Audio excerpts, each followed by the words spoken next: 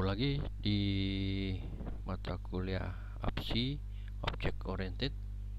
Kita sudah bahas dua pertemuan sebelumnya, kita sudah bahas mengenai bagaimana kita membuat use case. Kemudian kita juga sudah bahas bagaimana membuat activity diagram. Untuk kali ini kita akan bahas mengenai kelanjutan dari pembuatan UML dengan menggunakan star UML, yaitu pembuatan diagram sequence diagram. Kita sudah membuat 4 buah use case dengan 4 buah activity. Maka sequence diagram harus tetap berpatokan kepada activity use case yang sudah kita buat dan activity diagram yang kita buat. Kali ini untuk video yang kali ini saya mau bahas bagaimana membuat sequence diagram untuk proses produsen. Untuk membuat sequence diagram di use case produsen, prosesnya sama. Kita buka use case produsen. Di sini kita sudah dapatkan activity diagram di produsen. Ini sudah kita buat minggu lalu. Terus bagaimana kita buat sequence diagramnya? Caranya hampir sama, yaitu kita klik produsen, kita klik kanan, kemudian kita klik add diagram. Di sini ada pilihan diagram yang role. Kita pilih diagram role. Nah, ini tampilannya, ini lebih sedikit tampilannya. Di dalam proses sequence diagram ini harus mengandung unsur, ada aktornya, ada proses, ada input, ada output. Nantinya lebih jelasnya saya jelaskan. Sequence diagram, karena kita sudah bikin activity diagram dan use case diagram, maka kita harus berpatokan ke sini. Ya, kita lihat yang activity diagram. Di sini ada admin, ada sistem.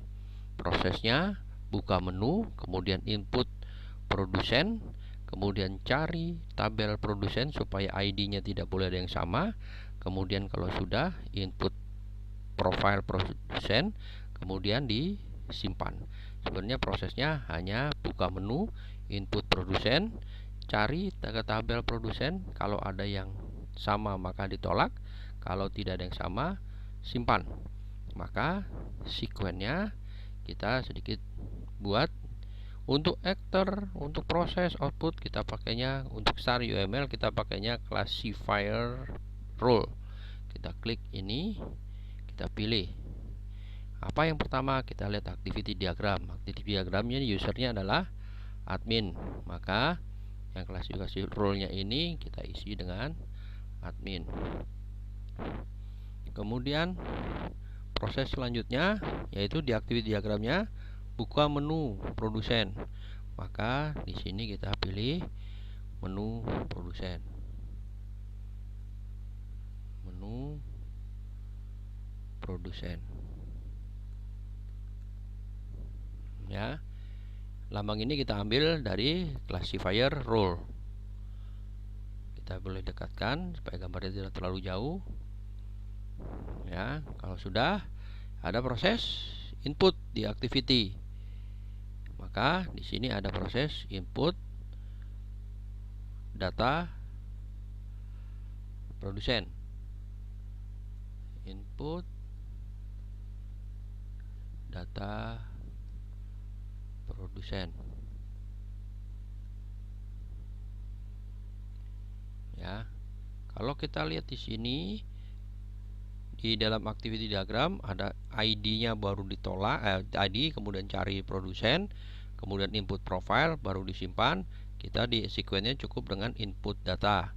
Kenapa? Karena untuk penggambaran yang ini, yang tabel produsennya, kita bisa pakai classifier role. Kita di sini ketik tabel produsen.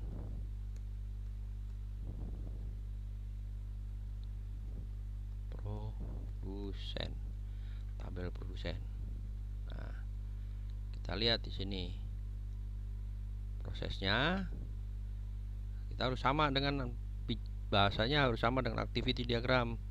Pertama di message kita tarik admin membuka menu. ya.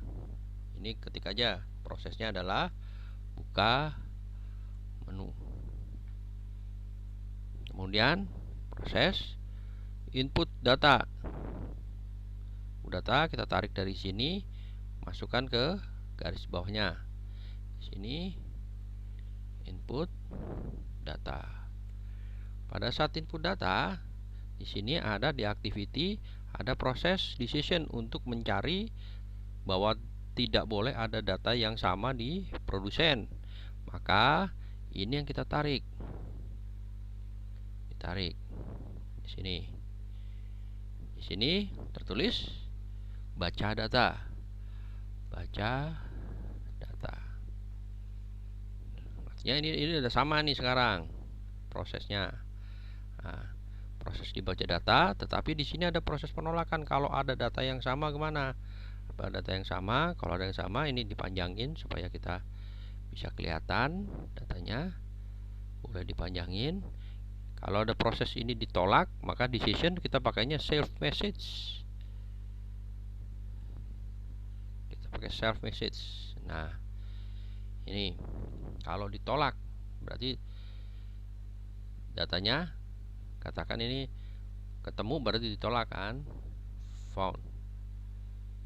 Nah, berarti ini kalau ketemu dia tetap muter. Ini hasil apa? Dari proses yang ketiga. Kalau tidak ketemu gimana? Sekarang kalau datanya dari hasil inputan tidak semu, di sini di activity disimpan. Maka ini kita juga tarik dari sini ke tabel. Sini adalah simpan.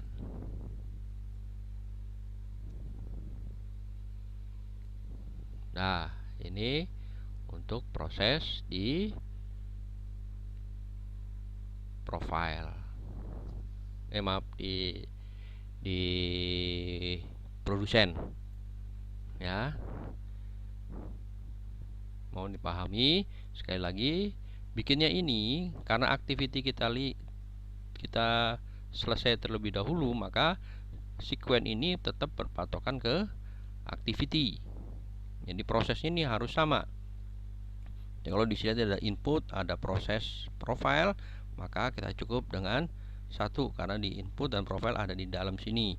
Tetapi di activity ada proses decision seperti ini, maka di sequence-nya karena decision-nya tetap berputar pada posisi input produsen, maka kita pakai self message, pakainya seperti ini.